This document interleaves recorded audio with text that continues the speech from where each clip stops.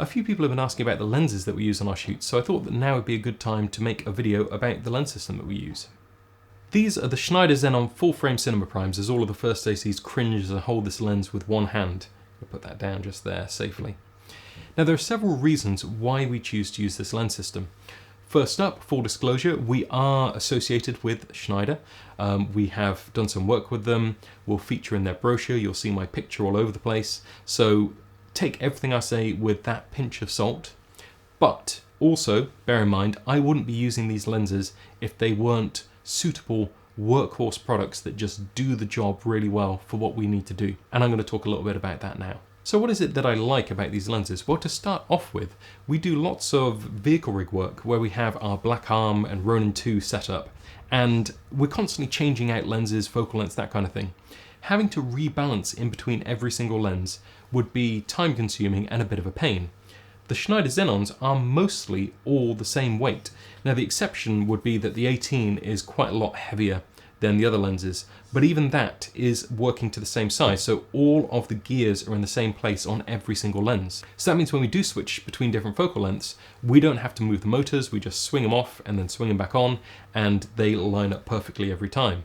And the fact that mostly throughout the range, the weight difference is negligible means that the rig stays basically balanced, and on a system like the Ronin 2, it's capable of dealing with any little variances, so actually these allow us to be super quick. And that is probably the single most attractive feature of the lens for me. It is nice and solid, it's got that unified focus and iris gear system, so everything's in the same place, and they switch out really easily on the Ronin.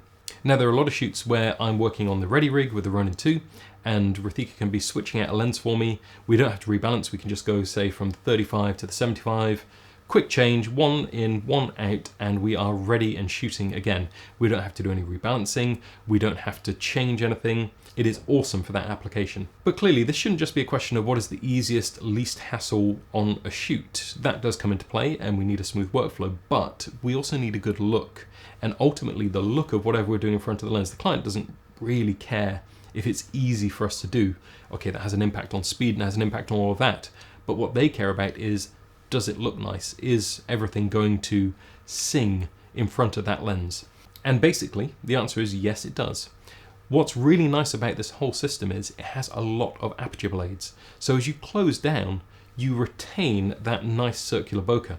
It's got excellent definition between in focus and out of focus, a good clean look to it, nothing weird happening with the bokeh. Sometimes you can get different shape bokeh, and some people like that, like on vintage lenses you can get hexagonal, pentagonal shapes in the bokeh, kind of stop sign style. And people like that, it gives a certain look.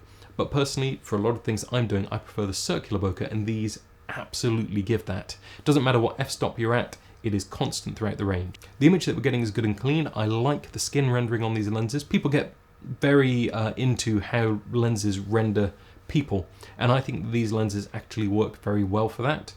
There are far more expensive lenses that people will sing praises about that have glorious creamy skin tones, but for the money, compared to other lenses at a similar price point, these really work well for me. And a lot of what we're shooting is going to be people. We're doing interviews, we're doing fashion, we're doing something which is a little bit lifestyle, like an advert or something like that. All of those things, we're basically going to be filming people. Now that doesn't mean that lenses are incapable of doing other things, and we're actually finding that on automotive work they do a really nice job because of that low distortion and the way that they work. Minimal breathing when we're focusing is really cool. And focus breathing is the thing that I didn't even really consider before I got these lenses. But now when I go back to other lenses, when I go back to, say, a Canon zoom lens and I focus on it, I just go, whoa! It's like crazy zooming effect as you focus in and out.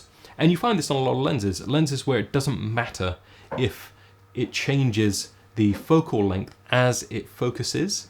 So mostly stills lenses in that scenario aren't going to put the money into making sure there's minimal breathing. Where these lenses, which are designed to be used for cinema applications, where people are going to be pulling focus and are going to expect that the focal length will stay basically the same throughout the range. Now the fact obviously that they're prime lenses gives them an advantage here, so if you are comparing to a zoom lens, yes, I acknowledge that is a slightly unfair comparison, but a lot of people might be using those zoom lenses and not realizing what the focus breathing is doing. And you do find it on cheaper primes as well, but on these we found that actually the focus breathing isn't really a factor, and we're using generally a focus motor system to be able to throw focus reliably and accurately. They've got a really long throw on the lenses, so they aren't designed particularly to be used by hand manually, because you'd have to turn an awful lot.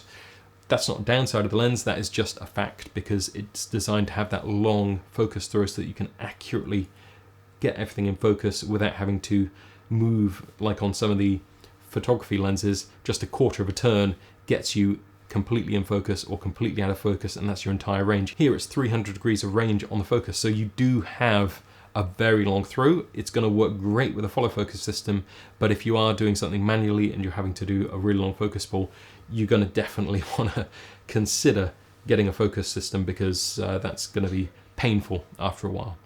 Now we've actually gone ahead and got 2 full sets of these lenses. That's important because certain things where we're doing, say, over the shoulder shots and a wide, we might want 2 75s so that we're shooting 75 this way, 75 this way, and then 35 for the wide shot.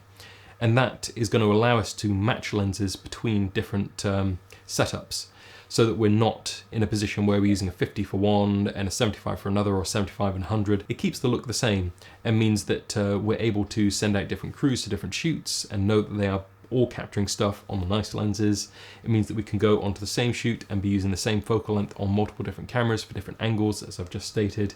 So having a lens system which gives us all of that good stuff, nice out of focus area with a round bokeh all the way down, we've got nice skin rendition, we have minimal focus breathing, we've got the fact they are all basically the same weight, so they balance up really well on a gimbal or on a tripod head. You know, if you're using a tripod head and you're trying to get things balanced, knowing that you can just switch lenses really fast without having to rebalance the tripod head is a plus, because it speeds you up. Having all of that available in a system which we can get 2 sets and not have to go above £60,000 for the 2 sets is really cool. And at this level, when you're talking about investing in cinema glass, you are starting to deal with large sums of money. So it's got to be something that's going to repay the investment. It's got to be something which is going to survive. So the fact these are all metal housing, the fact they're really well built, the fact they can be serviced, the fact you can switch out the rear mount. So if you wanted to go to PL, you could switch that out. You don't have to buy a whole new set of lenses and sell the old set. It's a very well thought out system. And Schneider as a company have been really great about talking us through different things, looking at what's going to be the best mount option for us. We are looking to move over to PL mount, so they're going to help us facilitate that if we do. So what are some of the things you need to be aware of? Something I've seen people commenting on is the performance wide open.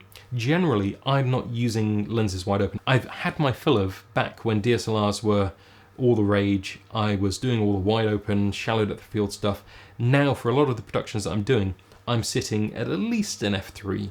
More likely I'm going up to a 5.6. So I am choosing my lenses and stopping down and lighting and setting everything for a reason, so I can see certain things.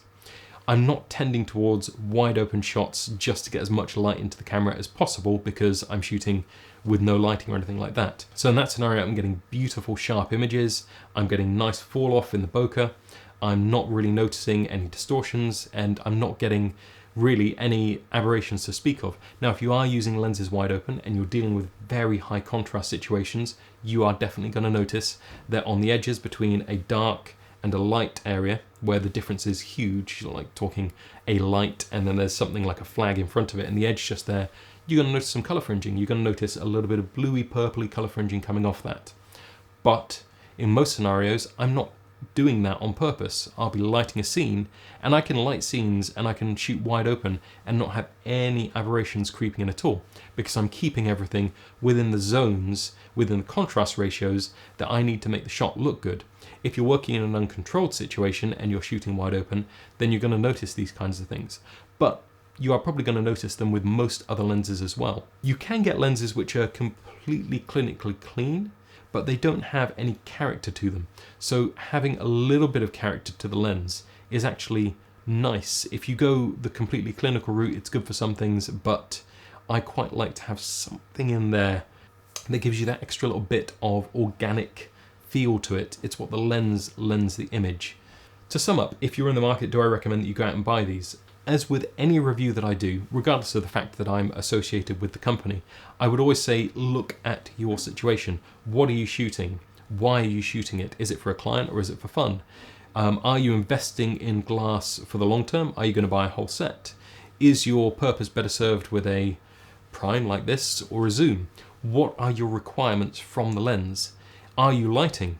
Are you working with a team? Is it going to be beneficial to have something which switches out easily and balances up quickly on a gimbal? Do you have a follow focus system? If you don't, you're going to need to get one. That's also a consideration. So think about how this fits into your workflow and into the ecosystem that you're building as a filmmaker.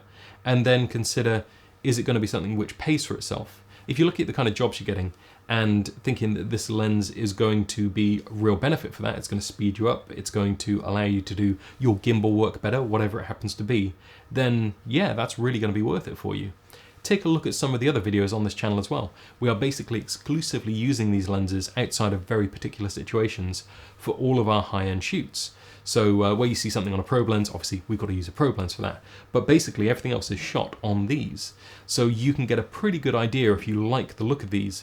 The Blackmagic color science and the grading that I'm doing notwithstanding, you're seeing a lot of what this glass is capable of. And if you like that, and you've watched this video and you've taken into account any of the limitations perhaps that you might see just there, and you think that it's worth it, then definitely check out getting some of these, because they're a very affordable, very solid, very reliable system to work with. And we've been using them for over a year and a half now and have absolutely loved it. And like I say, we've just got our second set so that we can continue to grow that and make sure that we're getting that great look on all of the shoots that we do. I'm completely open and honest about any affiliations that I have. So everything that I say, obviously I am recommending these lenses, I'm associated with the company, but hopefully I'm operating on a level where you can see all of the things that I am talking about and take it in context of everything that we're putting out. And if you like what we're putting out and you like the look of it, these might tick the box. Got any questions? Drop them down below. I'd be more than happy to have a chat about how these lenses could work for you.